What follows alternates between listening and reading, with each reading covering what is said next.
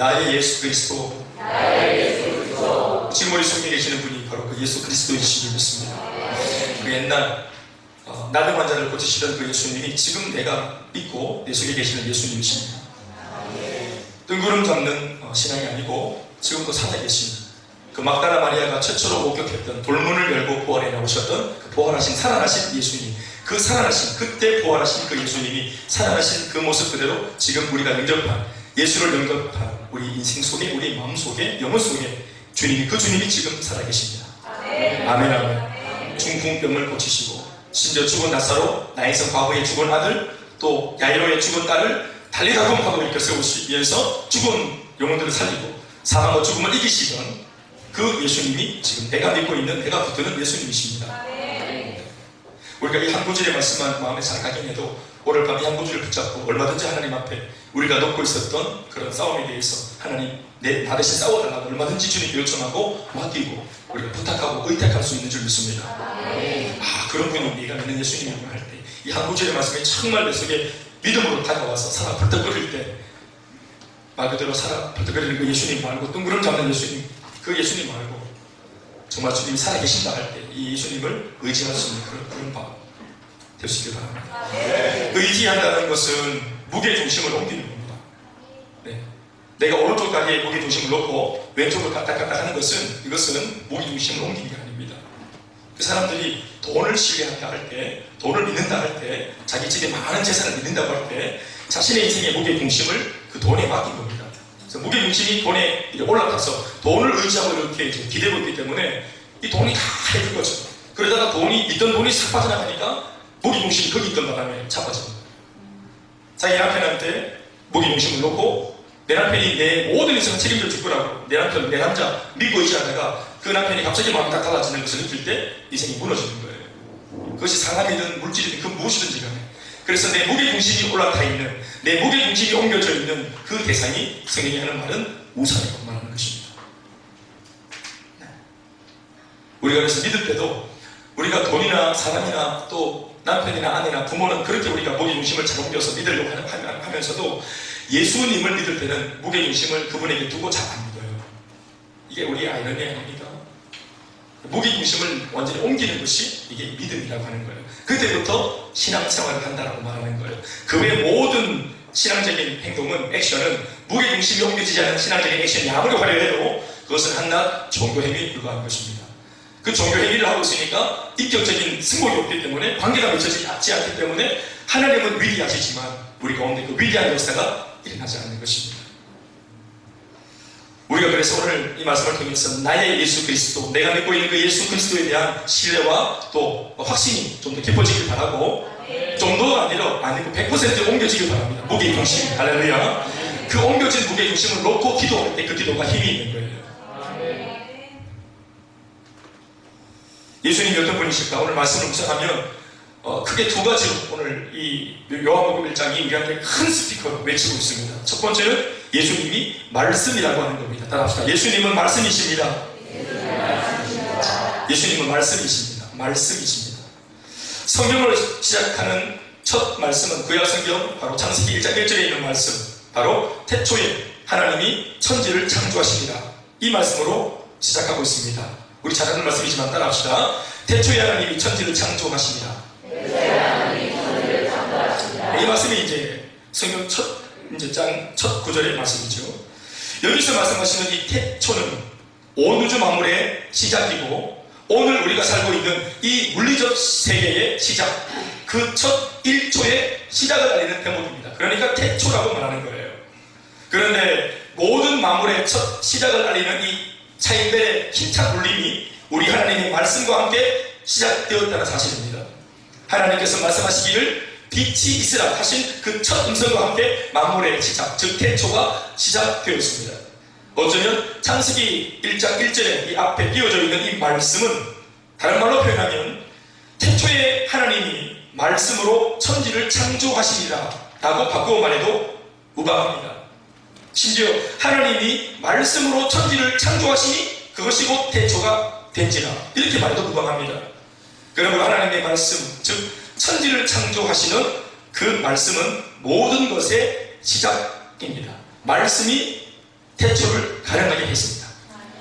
아멘이십니까? 말씀이 태초를 가능하게 시작하게 만들었다.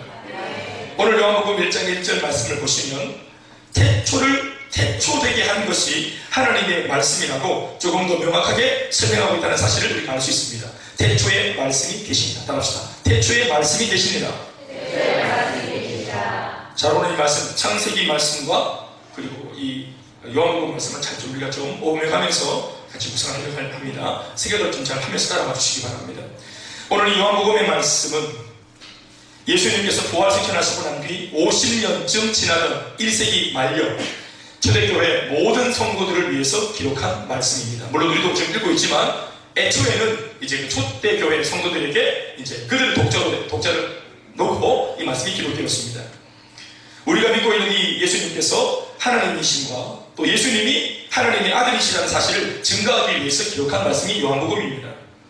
그래서 요한복음을 보면 다른 복음서와는 달리 인간 예수님의 탄생 배경이나 그분의 출생 과정을 기록한 것에서부터 이 요한복음이 시작하지 않고 곧장 예수님이 하나님이신 것을 단도직입적으로 돌직구를 탁 던지면서 그렇게 말하고 있습니다. 할렐루야.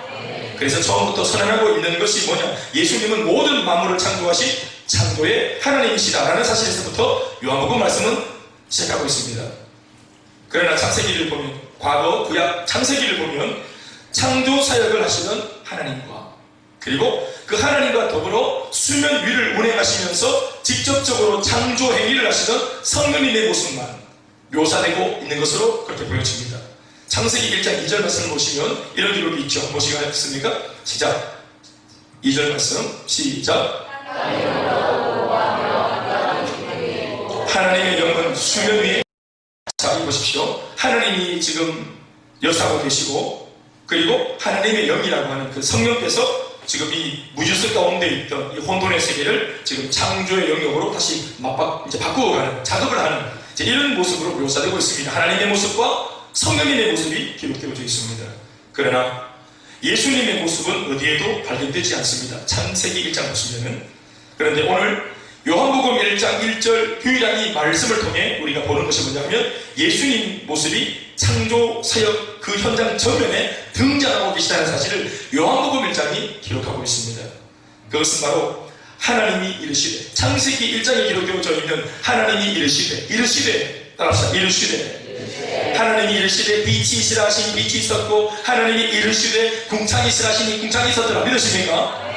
그때 말씀하시는 하나님이 이르시되 할 때 그 이르시되 가라사대 말씀하시되 바로 그것이 바로 예수 그리스도이십니다. 바로 이때 하나님으로부터 선포되어지는 그 말씀 자체가 바로 예수님인 것입니다. 그래서 오늘 본문 요한복음 1장 1절이 태초에 말씀이 계시니라 이렇게 말하고 있는 것입니다. 뒤에 보면 알겠지만 이 말씀은 곧 누구라고 말하고 있습니까? 바로 예수님이라고 설명하고 있는 겁니다. 할렐루야. 다시 말해 태초에 하나님, 성령님 그리고 예수님께서 삼위의 그 하나님께서 함께 동력사역하시면서 온 세상을 창조하시는 그 사역에 함께 동력하셨다. 아멘이십니까? 예수님은 말씀이십니다. 그런데 1절 말씀 중 함께라는 말씀 한 단어를 우리가 잘 눈여겨봐야 합니다. 하나님과 함께 태초에 말씀이 계십니다. 이 말씀이 하나님과 함께, 말씀이라는 인격이 하나님이라는 인격과 함께 계셨으니 이 말씀이 곧 누구냐? 하나님이라는 거예요. 그러면 말씀하시는 하나님은 누구고 그 말씀 자체이신 하나님은 누구냐 이 말이에요. 우리가 아는 바대로 말씀하시는 분은 바로 성부 아버지 하나님. 할렐루야. 말씀하시는 그 아버지가 말씀하실 때 말씀 자체이신 분이 역사를 딱 하시는데 그 말씀이신 분이 누구냐면 바로 예수 그리스도라고 요한복음이 이것을 묘사하고 있습니다. 할렐루야. 그러나 우리가 이 하나님과 함께라고 할 때 이 함께라는 단어를 좀 눈여겨봐야 합니다. 왜냐하면 자칫 예수님을 하나님과 함께 하시는 또 다른 존재로만 해석할 위험이 있기 때문에 그렇습니다. 이 함께라는 전치사는 동등의 뜻과 그리고 서로 마주대하다라는 뜻을 함께 포함하는 단어입니다. 그러니까 같으면서도 전혀 다른 독창적인 또 다른 하나의 인격체가 이 말입니다. 같으면서도 다르다. 우리말에는 이것을 같이 쓸 수 있는 단어가 없습니다. 같거나 다르거나 비스무리하다 이런 단어도 있지만, 그러니까 이 진짜로 이제 영적인 표현은 완전히 다르고 완전히 같다. 그러니까 이것은 사실 말의 장난이잖아요. 우리나라 말에는 이것을 같이 이해할 수 있는 그런 단어가 없어서 그런데, 그래서 이런 복합적인 뜻을 잘 포함할 수 있는 언어가 유일하게 전 세계상에서 히브리 언어였기 때문에 성경이 수많은 언어 중에서 성경을 기록할 때 히브리어를 가지고 기록되었다는 학자들의 그런 어떤 설명들은 일리가 있는 고백입니다. 아무튼 이 함께라는 단어가 동등하다라는 뜻과 서로 다르다라는 상반된 두 의미를 함께 가지고 있는 단어임을 안다면, 예수님께서 바로 하나님 당신 자신이라는 사실과 동시에 구별된 또 다른 주체이심을 우리는 알아야 하고 믿어야 합니다. 그러므로 예수님께서는 하나님으로서, 그리고 능력의 말씀 그 자체로서 그 옛날 천지를 창조하신 창조의 주체이심을 우리가 분명히 믿어야 할 줄 믿습니다. 예수님이 얼마나 위대한 분인가를 지금 알아보는 겁니다. 할렐루야.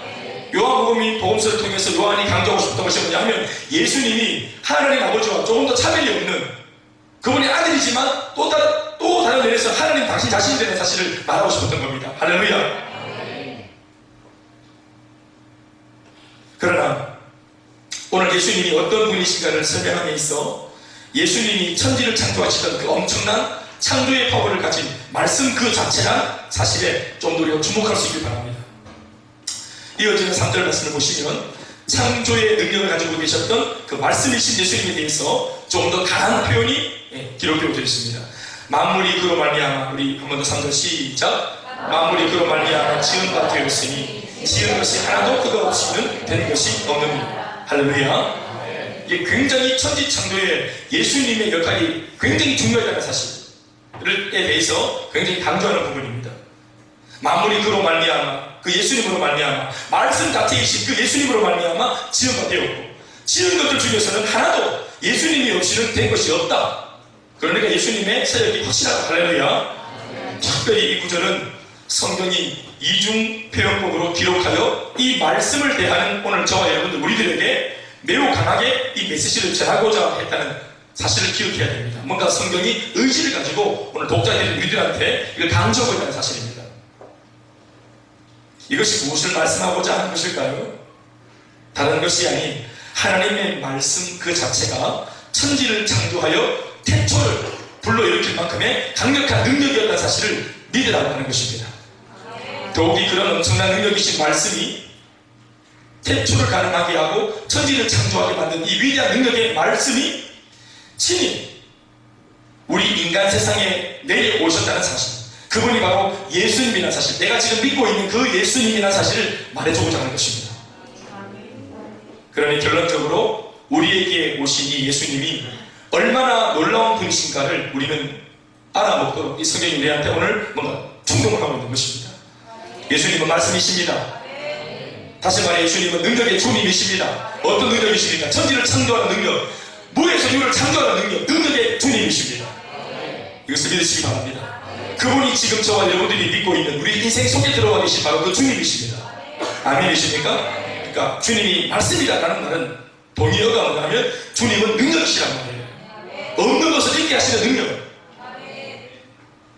그리고 그 말씀이신 분이 창조의 역사를 이루셨던 그 분이 지금은 이 땅에 인간의 모습으로 오셔서 우리 위해 죽으시고 또 죽으실 뿐만 아니라 부활하시고 이제는 예수의 영으로 예수 믿는 모든 사람들의 인생 속에 찾아와 이제 우리 안에 있는 인생을 창조하시는 그 창조의 주님으로 우리와 함께 하신다는 말입니다. 요한은 이것을 강조하고 싶었던 거예요. 단순히 우리는 그냥 우리 눈앞에 보이는 예수님만 알잖아요. 사실은 제자들만 해도 함께 3년 반 동안 자기 눈앞에서 함께 지냈던 그 예수님만 부분적으로 알고 있어요. 아마 이 땅에 계신 예수님을 제일 잘 아는 사람이라면 아마 그분을 직접 낳았던 마리아, 또 그의 아버지였던 요셉, 그의 동생이었던 사람들, 예수님의 동생이었던 그 사람들, 혈육들. 그러나 여러분, 함께 밥을 먹고 함께 지내고 잠을 자고 함께 동고동락을 했을지라도 이 예수님이 어디에서 오신 분이신지, 그분의 진정한 출처가 어딘지 그건 아무도 모르는 겁니다. 그분이 아무리 위대한 하나님이라고 우리가 고백도 하지만 오늘 요한이 이렇게 말씀으로 풀어주기 전까지는 그분이 그 옛날 온 천지 만물을 창조하신 그 창조주라는 사실에 대해서 누가 알았겠습니까? 죽은 자를 살리시고 병든 자를 낫게 하시고 우리의 필요를 채워주시는 분 정도는 알고 있지만 이게 이분이 온 우주 만물을 창조하신 분이라는 위대한 하나님이라는 사실에 대해서 우리가 알 필요가 있는 겁니다. 사랑하는 여러분, 우리가 지금 믿고 있는 예수님이 지시한 분이 아닙니다. 그냥 내 마음 좀 위로하시는 분이 아니에요. 위로하시지만 위로하시는 위로자 정도가 아니라 말입니다. 아멘, 아멘. 사랑하는 여러분, 우리는 오늘 이 대목을 통해서 왜 예수님께서 공생의 사역 속에서 그토록 이 땅에 오셨을 때 예수님이 사역하는 그 과정 속에 왜 수많은 말씀들을 따르는 제자들과 무리들과 우리들에게 들려주셨고 또 끊임없이 들려주고자 하셨는지를 깨달아야 합니다. 왜 말씀을 자꾸 들려주셨는가? 예수님의 사역 중에 주된 사역 세 가지가 가르치고 전파하고 치유하고, 맞습니까 여러분? 마태복음 9장 39절 말씀에 있기를 예수님께서 가르치시고 전파하시고 치유하시고, 아멘, 아멘. 이게 예수님의 3대 사역입니다. 다시 한번 세 가지 따라서 가르치고 고치시고 전파하시고 치유하시고. 가르치고 전파하고 치유하는 이 예수님의 주된 3대 사역의 중심은 말씀이었습니다. 말씀을 전파하셨고 말씀을 가르치셨고 치유도 사실은 말씀을 선포하면서 병들을 고쳐주셨습니다. 말씀 없이 그분은 사역하지 않으셨습니다. 아멘이십니까?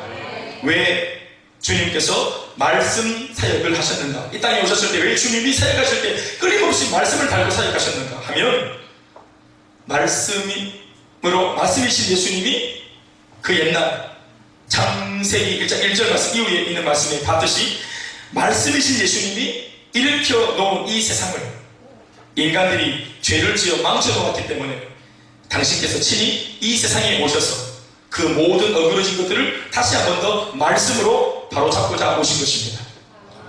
그래서 태초에 천지를 말씀으로 창조하시던 그 예수님, 그분이 이 타락한 인생을 다시 회복시키기 위하여 인간의 몸으로 이 땅에 오신 이후에 또다시 말씀으로 우리들과 이 세상을 재창조하면서 새롭게 만들어가고 계시는 것입니다. 창조가 일어나기 전 무질서할 때 땅이 공허하고 흑암은 어둠에 있고 모든 것이 무질서하게 있을 때 그 무질서를 창조의 사역으로 하나님의 말씀이 딱 나타나면서 기준 잡으시고, 그래서 그 무질서한 세계를 질서롭게 만들어가는 그 사역을 한 것이 말씀이거든요. 예수님 할렐루야. 그래서 창조를 했는데 인간들은 죄를 지어서 다시 한 번 더 하나님의 창조의 세계를 다시 무질서한 세계로 만들어 버렸습니다. 우리 죄로. 바로 그것 때문에 우리의 삶이 무질서한 겁니다. 죄 때문에. 그래서 우리의 생각과 우리의 인생과 우리의 가정과 우리의 부부생활과 또 우리 아이들을 양육할 때 우리의 마음가짐이 끊임없이 한결같지 못하는 겁니다. 죄가 들어오면서. 그래서 그 하나님 말씀이신 분이 다시 이 땅에 몸으로 오셔서 다시 한 번 더 말씀으로 이 무질서한 세계, 죄 때문에 무질서해진 세계를 말씀으로 다시 잡아가는 겁니다. 사람이 병에 걸렸습니다. 이게 오늘 성경의 입장에서 볼 때는 우리는 병 걸렸다라고 표현하지만 하나님의 입장에서는 무질서해진 겁니다. 우리 몸에 질서가 무너진 겁니다. 그게 병들인 거예요. 남편과 아내가 싸우고 다투고 갈등이 생겼습니다. 이게 뭡니까? 우리는 그냥 갈등이 일어났다, 싸웠다 하지만 주님 입장에서 볼 때는 무질서해진 것입니다. 나라와 나라가 서로 죽이려고 듭니다. 테러가 일어납니다. 이게 뭡니까? 전쟁이고 이게 또 전투고 테러라고 표현하지만 하나님 입장에서 볼 때는 창조의 질서가 파괴되어진 무질서의 상태인 것입니다. 그래서 예수님이 오셔서 이 무질서를 다시 한 번 더 질서로 잡아가시는 겁니다. 그래서 예수를 딱 믿으면 우리가 제법 질서로워집니다. 경험하고 계시죠? 부부 관계 안에서 무질서했던, 진짜 막 감옥의 세계가 따로 없는 그 무질서했던 세계가 말씀이 딱 들어오고 하나님께서 창조의 빛을 딱 비추고 남편은 아내를 사랑해라, 아내는 남편에게 순종해라, 이런 말씀, 우리가 어떻게 사는 것이 사람답게 사는 것인지 말씀이 기준을 딱 잡고 땡겨주니까 우리가 제법 질서로워진 거예요. 동의하시면 아멘 하십시오. 더 질서로워져야 될 필요가 있지만 개인적으로도 또 가정적으로도 대사회적으로 우리가 살아갈 때에 우리 안에 수많은 생각들, 인생에 왕도가 없지 않습니까? 어디로 가야 할지 모르잖아요. 그 하나님의 말씀이 우리의 길을 지도하시는 거예요. 질서롭게. 어떤 면에서는 우리는 끊임없이 죄 때문에, 욕망 때문에 인생을 우리가 난도질하고 호삭질하지만 주님은 말씀으로 끊임없이 우리 인생을 다시 바로주는 거예요. 오늘 보면 14절 말씀에도 적고 있기를 말씀이 육신이 되어 우리 가운데 거하시네. 바로 그 말씀이 천지를 창조하시는 바로 그 말씀, 그 말씀이 이제는 육신이 되어 우리 가운데 거하시는 자. 그래서 앞서가지고 이 14절 본문 말씀 이전에 이 말씀이 어떤 사역을 했던 분이신지를 요한이 설명하고 있는 거예요. 이렇게 뭔가 나와는 개인적인 관계가 없는, 내가 생각할 때는 너무 위대하신 그 하나님, 너무 위대하신 하나님 예수님, 도저히 내가 같이 대응할 수 없는, 상관할 수 없는 그 위대하신 분, 천지를 창조하신 분, 우리가 대화할 수 있으니까 영구야. 온 우주만물을 창조하신 분하고 우리가 대화가 가능하나요? 왜 주님이 내 인생을 책임지지 않냐? 우리는 달리면서 막 이렇게 막 때로는 반응도 하고 이렇게 막 헛소리하고 이렇게 하지만 그 주님이 위에 이런 어떤 이런 모습을 받아들일 대우하고 이렇게 이런 답장을 그냥 내라 이 말입니다. 아멘. 아멘. 요한 이걸 너무너무 강조하고 싶었다는 거예요. 예수님 누굴 줄 아나? 네가 지금 만난 예수님이 얼마나 위대한 줄 아나? 네 진짜 땡깡합니다. 신앙생활 아무나 하는 줄 아나? 예수 아무나 하는 줄 아나? 네가 지금 믿고 붙잡고 따라가고 있는 그 예수님이 얼마나 위대한 분인지 제발 좀 알아먹으라는 거예요.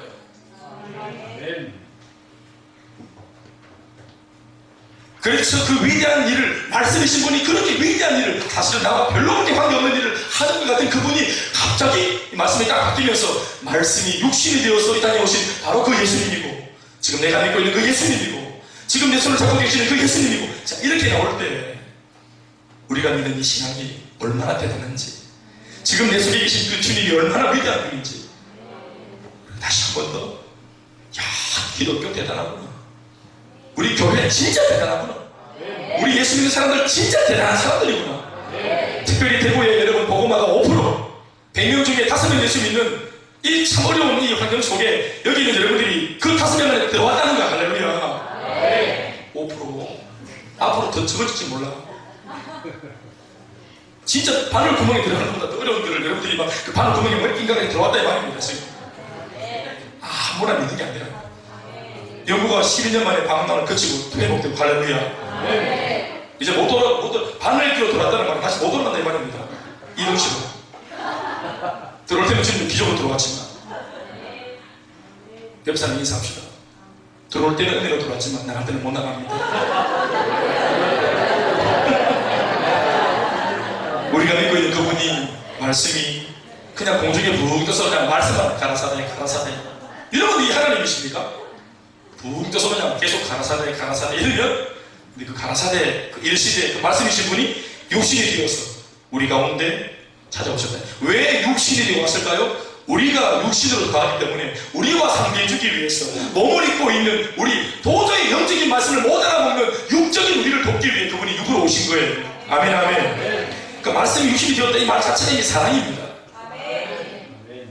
우리 가운데 거하심에 우리가 그의 영광을 보니 아버지의 독생자의 영광이요 은혜와 진리가 충만하더라. 사랑하는 여러분, 바로 이겁니다. 바로 이런 이유 때문에 예수님께서 말씀만 하시면 복음서에, 바로 이런 이유 때문에, 이런 배경 때문에 그 예수님이 말씀만 하시면 물이 변하여 포도주가 되었고, 할렐루야.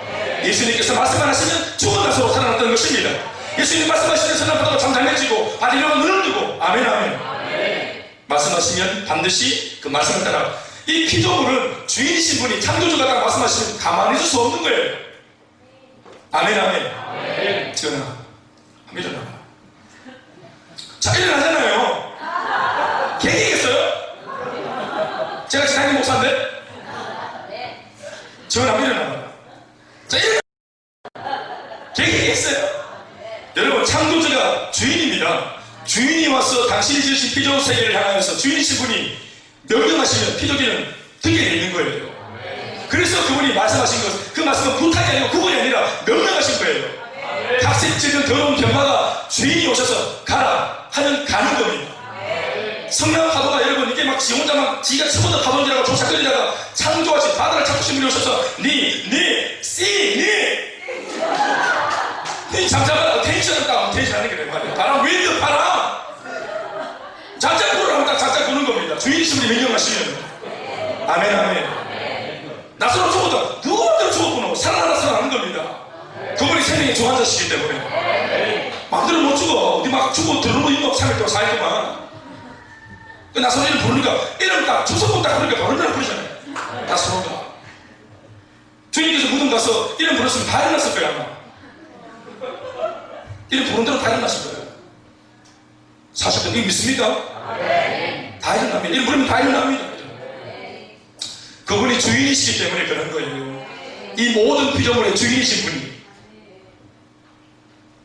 그 말씀 한 구절이 실제로 우리 인간들의 실존적인 문제, 뜬구름 잡는 생각하지 말고 현재 오늘 이 시간 내가 안고 온 내 문제, 오늘 여러분들이 지금 목구멍 바깥으로 이제 곧 말씀만 전하면 내뱉으려고 하는 바로 그 실존적인 문제,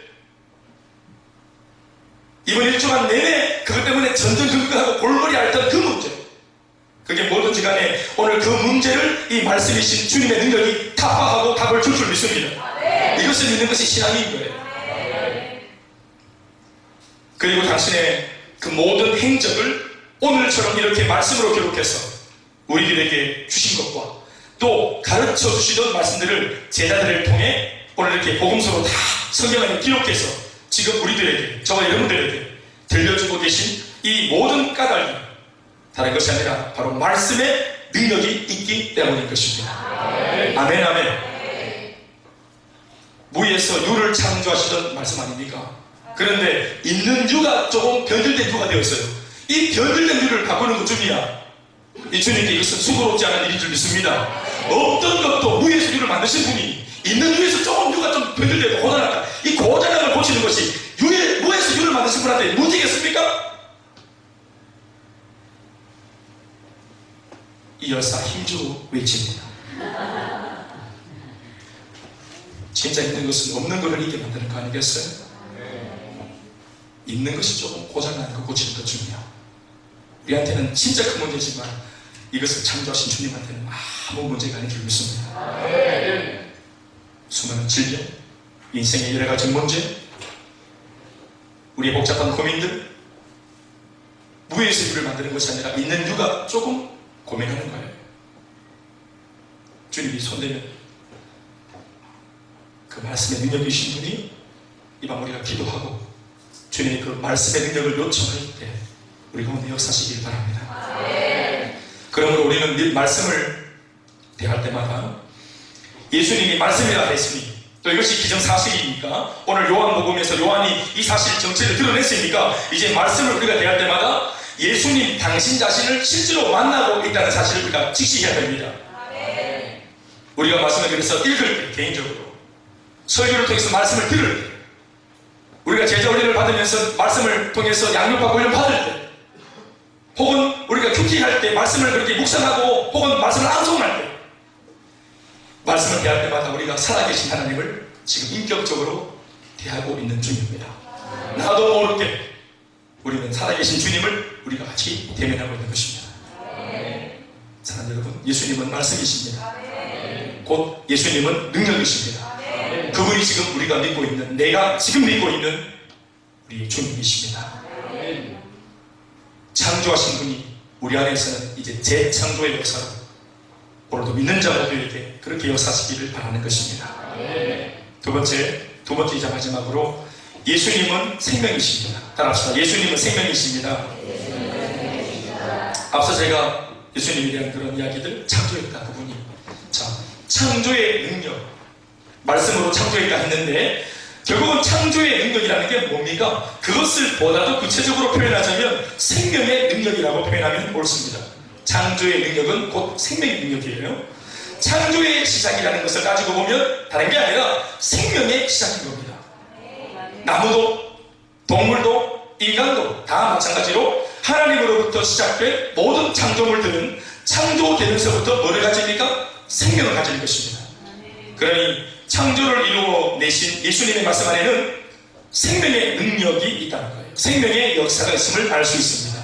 오늘 말씀 요한복음 1장 4절 말씀을 보면 뭐라고 말하고 있습니까? 4절 말씀에 그 안에 시작 그 안에 생명이 있었으니, 다시 뭐라고요? 그 안에 생명이 있었으니 라고 했습니다. 옳습니다. 예수님 안에 생명이 있습니다. 여기 적힌 이 생명이라는 단어는 히브리어로 조에라고 합니다. 따라합시다. 조에. 우리가 뭐 특별히 또 머릿속에 남겨놓을 일은 없겠지만 그래도 이런 또 기본적인 단어는 알면 좋습니다. 따라합시다. 생명이라는 단어, 우리 잘 쓰는 단어니까 이게 뭐냐? 히브리어로 조에. 시작. 조에. 조회라고 합니다. 생명을 의미하는 이 조회라는 단어는 생명, 성경 전체를 통해 줄기차게 사용되어지는 그런 빈도난 단어이면서 동시에 이 단어가 사용되어질 때는 거의 언제나 영원한이라는 형용사를 수반해서 사용되어질 때가 많습니다. 다시 말하면 생명, 그냥 생명이 아니라 어떤 생명? 영원한 생명. 그게 뭡니까? 두자로 영생이죠. 하나님이 세상을 이처럼 사랑하사 독생자를 주셔서 이 저를 믿는 자마다 멸망하지 않고 영생을 얻게 하려 하십니다. 아들이 있는 자에게는 생명이 있고 없는 자에게는 생명이 없다. 이 생명이 바로 영원한 생명, 영생인 줄 믿습니다. 찰나적인 생명이 아니라 왜 영원한 생명이라고 표현했을까? 왜 생명이 찰나적이지 않고 영원한 생명일까? 영원한 생명이 되려면 뭐를 돌파해야 되는데? 죽음을 돌파해야 된다. 그러니까 영원한 생명이라는 말 자체에 뭐가 담겨있냐면은 바로 죽음도 불사하는, 죽음을 이기는, 아멘 아멘, 진정한 생명이라는 말이에요. 예수님은 진정한 생명이시. 주님이 역사하시면 진정한 생명, 영원한 생명, 생명의 조회가 역사하는 것입니다. 사랑하는 여러분, 우리 예수님 안에 영원한 생명이 있다는 사실을 믿습니다. 예수님께서 말씀하시면 아무것도 없는 무에서 유가 되는 능력이 일어남과 동시에 그 유 속에 생명의 역사가 꿈틀거리면서 일어나는 거예요. 없던 생명이 생기기도 하고 꺼져가던 생명이 회복되기도 하는 그 생명의 능력이 예수 그리스도로부터 말씀을 통해 우리에게 나타나는 것입니다. 바로 이것 때문에 우리가 주님의 말씀을 듣고 또 그 말씀을 믿음으로 마음에 받아들이면 그 말씀을 믿는 우리 속에서 생명의 역사가 일어나고 회복의 역사가 더불어 일어나는 것입니다. 예수님의 말씀이 근본적으로 성인 군자들의 가르침과 다른 이유가 바로 여기에 있습니다. 뭐 4대 성인, 5대 성인, 그 성인들의 가르침과 완전히 구별되는 이유가 여기에 있는 거예요. 비교할 수 없는 거죠. 몰랐던 지식이나 내가 몰랐던 정보를 앞선 지혜자들로부터 전해 들으면서 우리 머리가 채워지고 생각의 성숙이 일어나는 것을 넘어서서 예수님의 말씀을 들으면 생명의 역사가 일어나는 거예요. 아멘. 죽어도 살아나. 아멘 아멘. 주님의 말씀 들으니까 머리가 채워집니까? 속이 빵 뚫립니까? 머리를 채웠으면 눈물이 안 나요. 이 머리를 감동할 줄 몰라요. 우리가 여러분 미분적분 인수분해 많이 배우고 공식 배우고, 예? 영어는 그렇게 막 수백 개 수십 개 막 외워가지고 막 머리가 꽉 찼을 때 감동에 눈물이 납니까? 머리를 채우는 지식을 우리가 담았을 때 눈물 나는 거 보셨어요? 그게 아니에요. 우리 영혼을 때릴 때, 우리 마음이 회복되어질 때 감동하는 거죠. 안도감이 생기고 평안해지고. 그리고 진짜 설명할 수 없지만 이제는 살겠다. 주님의 은혜를 막 받고 난 뒤에 상황은 그대로인데 우리 마음속에 우리 속사람이 하는 말이 설명은 안 되는데 왜 그런지 설명을 할 수 없는데, 그러나 사실인 것은 마음에 문제가 해결되는 것 이상으로 평안해지는 거죠. 할렐루야. 느끼기 감동했던 뭐 사람 들어보세요. 그만하면 됐습니다.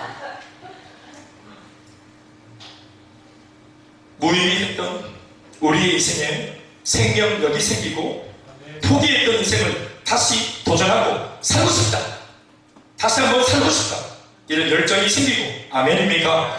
마지못해 살았던 하루하루의 삶을 감사와 감격으로 사는 게 기쁘다, 이제는 아름답다 이러면서 막 살아가게 되는 반전의 역사가 이 예수님의 말씀 안에서는 일어나는 거죠.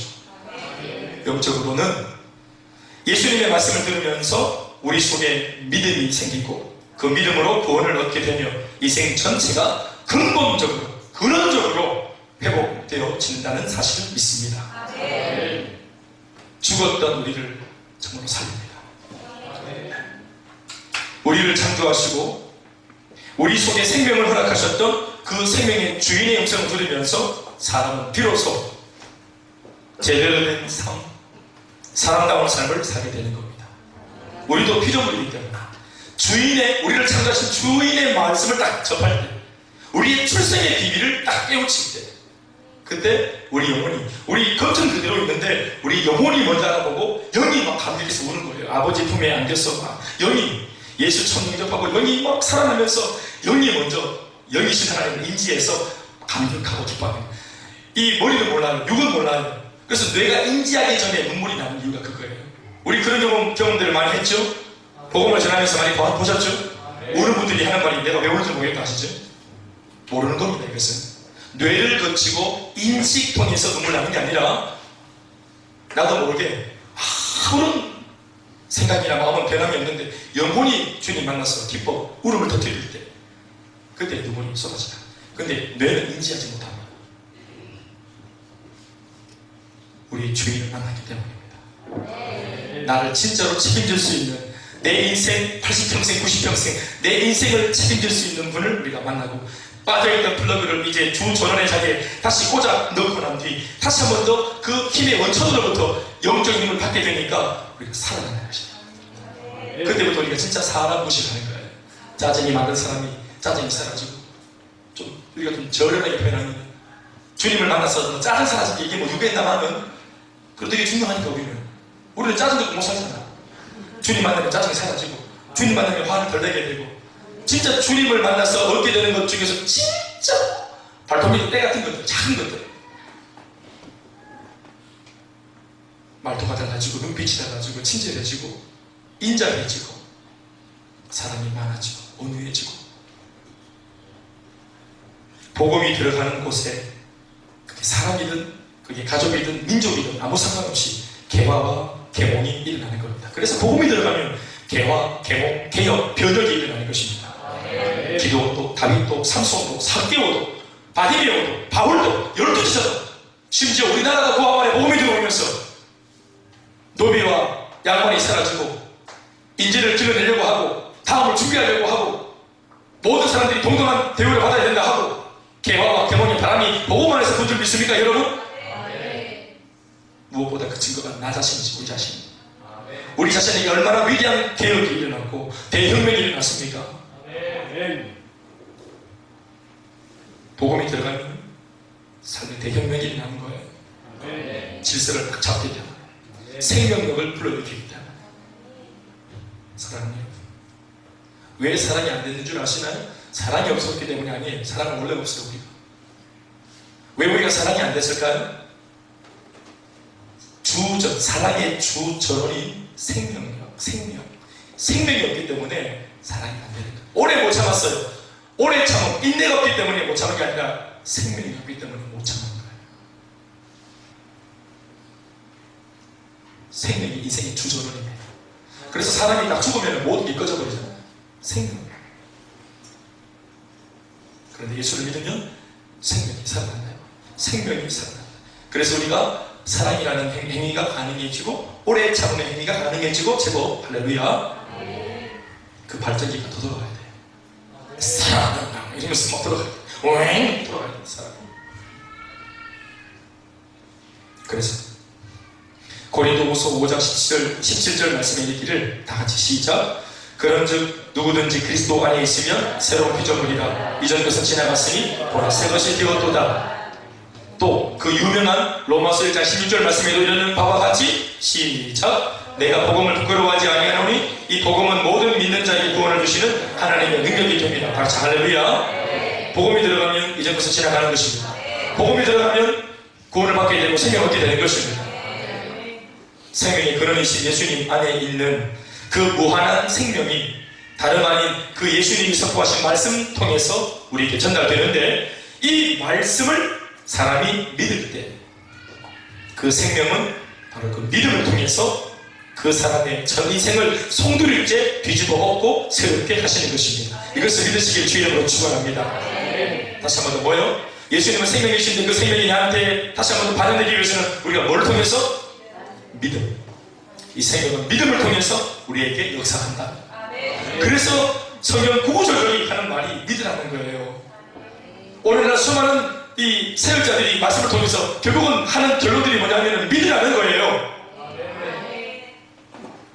이것은 개인도 가정도 사회도 마찬가지고 나라와 민족과 열방도 마찬가지. 그 사이즈나 쪽수에 국한하지 않고 예수님의 말씀 즉 주님의 복음이 전해지고 선포되는 곳마다 그 복음을 믿음으로 받아들이기만 하면 반드시 그 믿음을 통해서 생명의 역사, 회복의 역사는 반드시 일어날 줄 믿습니다.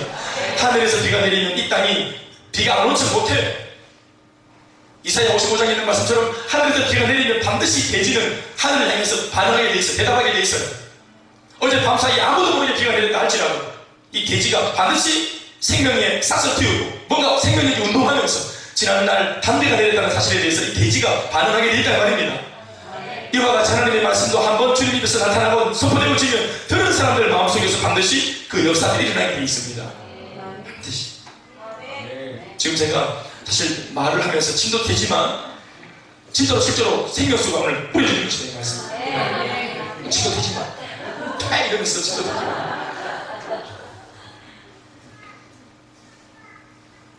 사랑하는 여러분, 그래서 말씀은 사실 우리가 제가 늘 말씀드리지만 말씀을 우리가 보거나 듣는 게 아니고 사실은 말씀이 나를 보고 말씀이 나를 들어요.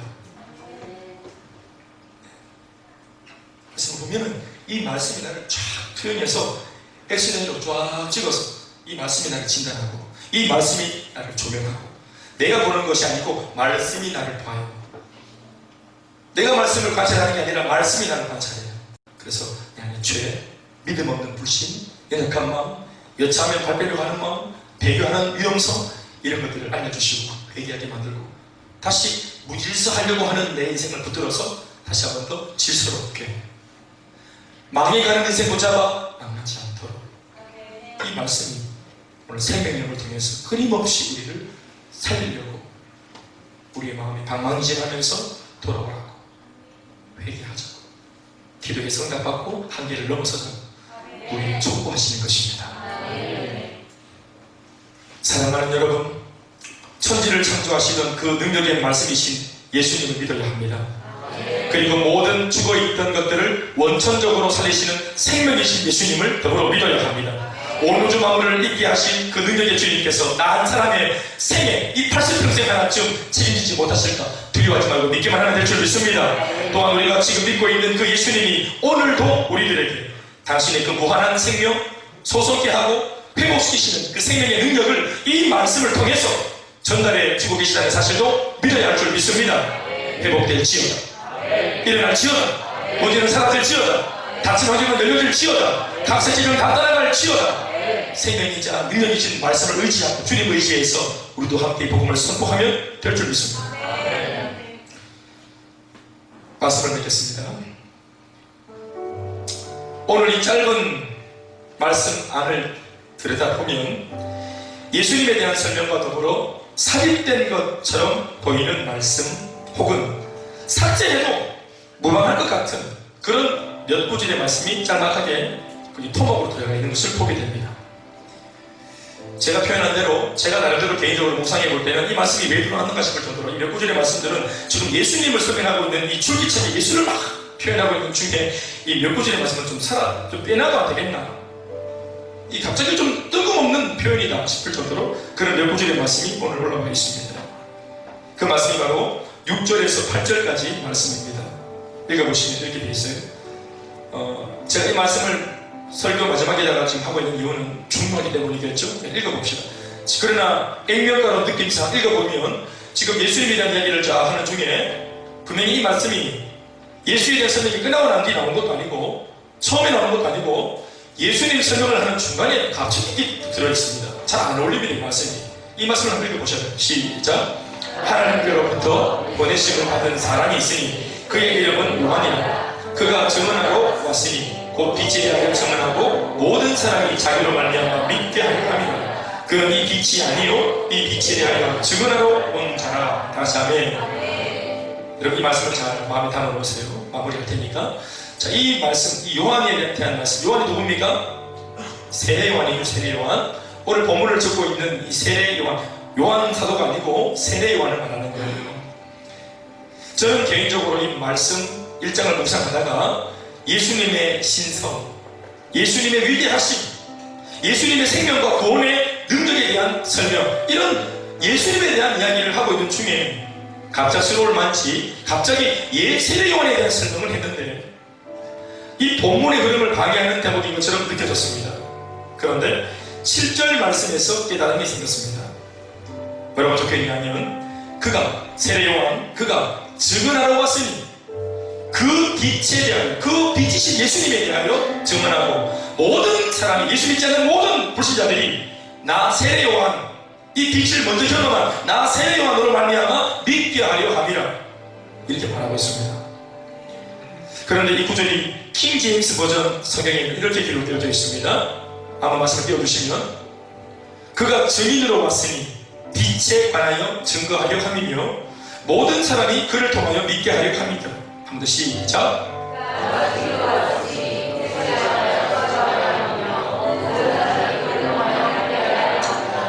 모든 사람들이 예수를 믿어야 되겠어요. 자, 창조의 주님이신 그분, 말씀이신 그분, 능력이신 그분, 생명이신 그분, 그분을 믿어야 되겠어요. 할렐루야. 이것은 주님의 소원이기도 해요. 동의하시면 아멘 하십시오. 그런데 예수님께서 하신 말씀이, 나는 이런 나는 존재다, 나 이렇게 위대한 존재다. 요한도 마찬가지로 주님은 이렇게 위대하다. 자, 이것을 막 설명하고 있는 중에 갑자기 세례와 설명을 하면서, 이렇게 위대한, 아무리 위대한 분이라도 중요한 것은 사람들이 믿어야 되는 거죠. 그런데 불신자들이 믿게 하는 통로와 도구로 오늘 세례 요한, 아니요, 사실 세례 요한 같은 입장에 있는 사람들을 주님이 쓰시겠다는 것입니다. 세례 요한이 아니라 세례 요한 같은 부류의 사람들, 그게 누굽니까?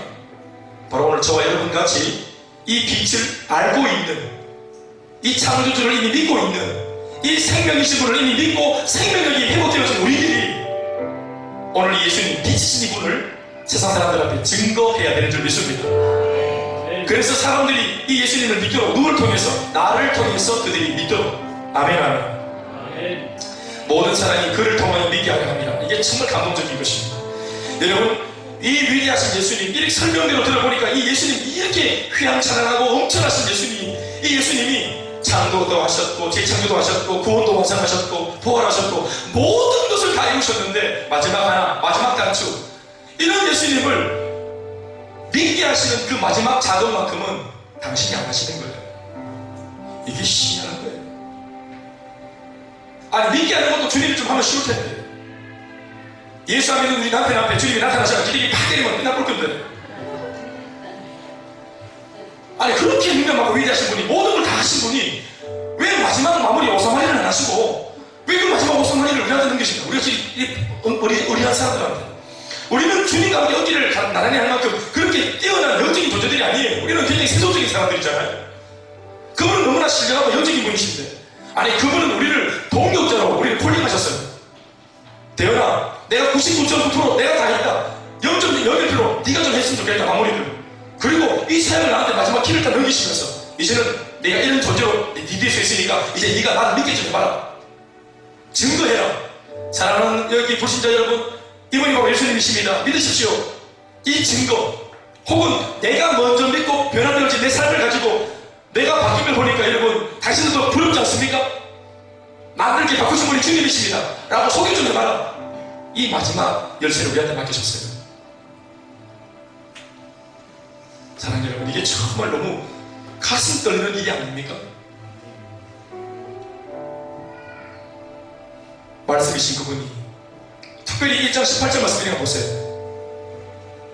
1장 18절 말씀, 요한복음 1장 18절 말씀 시작.